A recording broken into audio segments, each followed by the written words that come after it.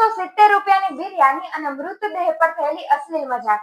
જી હા મિત્રો, છેલ્લા 3 દિવસથી સોશિયલ મીડિયા પર ₹370 બિરયાનીના નામે મહિલા પર થઈ રહેલી મજાકનો એક અશ્લીલ વિડીયો છે એ ખૂબ જ વાયરલ થઈ રહ્યો છે કે જેના પર લોકો છે ખૂબ જ આકરી ટીકા ટિપ્પણી કરી રહ્યા છે। અને વાત છે માત્ર આટલાથી જ પૂરી નથી થઈ રહી। એક યુવતી છે પોતાના મેડિકલ સાયન્સના અભ્યાસ દરમિયાન મૃતદેહના પ્રાઇવેટ પાર્ટને લઈને પણ અશ્લીલ મજાક છે કરી રહી હતી। અને આ બંને વિવાદ જાણીતા સ્ટેન્ડઅપ કોમેડિયન પ્રણીત મોરેના કોમેડી શો દરમિયાનના છે, જેમાં લોકો છે આ બંને શખ્સ દ્વારા કરવામાં આવી રહેલી અશ્લીલ મજાક છે તેના પર હસી રહ્યા હતા અને આ મજાકની પણ મજા લઈ રહ્યા હતા। અહીં તમને જણાવી દઉં કે ₹370ની બિરયાનીના પૈસા વસૂલ કરવા અને મહિલાની મજાક કરવાના કેસમાં અથવા તો એ વિવાદમાં સપડાયેલો હિમાંશુ છે તેમને જોબમાંથી કાઢી મૂકવામાં આવ્યો છે। તેમજ તેના સોશિયલ મીડિયા અકાઉન્ટ પર લોકો એટલી આગળ ટીકા ટિપ્પણી કરી કે જેને લઈને તેને પોતાનું અકાઉન્ટ છે એ ડીએક્ટિવેટ કરવું પડ્યું।